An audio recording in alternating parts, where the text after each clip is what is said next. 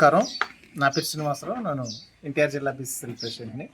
ఈరోజు ఈ కార్యక్రమానికి రావడం ఉద్దేశం ఏంటంటే, ఏదైతే చంద్రబాబు నాయుడు గారు మహిళా దినోత్సవం రోజు మార్చి 8వ తారీఖు రోజు బీసీ మహిళలను ఉద్ధరిస్తానని చెప్పేసి ఉచితంగా శిక్షణ ఇప్పించి మిషన్లు ఇస్తానని చెప్పి కార్యక్రమం చేపట్టారు. ఈ కార్యక్రమం తొలుత 100 కోట్లకి ప్రతిపాదనతో మొదలుపెట్టి దాన్ని 230 కోట్ల వరకు అంచనాలు పెంచేసేసి ఈ పథకం ద్వారా తనకి గుత్తేదారులకి కాంట్రాక్ట్ వచ్చే విధంగా చేసి దీంట్లో దగ్గరగా 167 కోట్ల స్కామ్ చేయడానికి ఈ కూటమి ప్రభుత్వం సిద్ధపడింది. ఎవరికైనా అందరికీ తెలిసిన విషయమే. ఈరోజు ఒక కుట్టు మిషన్ వాల్యూ ఎంత ఉంటుంది? బ్రాండెడ్ ఉషా లాంటి బ్రాండెడ్ కంపెనీ తీసుకుంటే మ్యాక్సిమం 6,000 ఉంటుంది. వీళ్ళు ఆ కంపెనీలు కూడా ఇవ్వకుండా గుజరాత్లో ఒక మ్యానుఫ్యాక్చరింగ్ కంపెనీతో టైఅప్ పెట్టుకొని కేవలం 3,500 నుంచి 4,000 రూపాయలు దాని వాల్యూ ఉంటుంది. అలాగే ఈ కాంట్రాక్టర్ అవుట్ సోర్సింగ్ ద్వారా వాళ్ళకి శిక్షణ ఇప్పించడం కోసం ఒక 3,000 రూపాయలు ఖర్చు పెడుతుంది.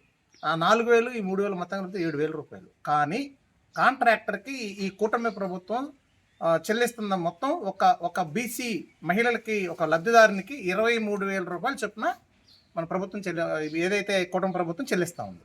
అంటే ఎంత చూడండి, ఒక లబ్ధిదారునికి దగ్గరగా 16 నుంచి 17,000 రూపాయల స్కామ్ జరుగుతూ ఉంది. ఇదంతా డబ్బులన్నీ ఎక్కడికి పోతా ఉన్నాయి? బీసీ ప్రభుత్వం, బీసీల ద్వారా గెలిచాము, బీసీ వెన్నుముక అని చెప్పే పార్టీ ఈరోజు బీసీల మీద దాడులు చేస్తూ, బీసీల మీద ఎస్సీ ఎస్టీ బీసీ మీద దాడులు చేస్తూ వాళ్ళని అక్రమ కేసుల్లో పెడుతూ ఇబ్బంది పెడుతున్న ఈ ప్రభుత్వం సిగ్గు లేకుండా ఈరోజు బీసీ మహిళలను కూడా ఆ పథకంలో కూడా భారీ అవినీతికి పాల్పడడానికి సిద్ధపడ్డారు.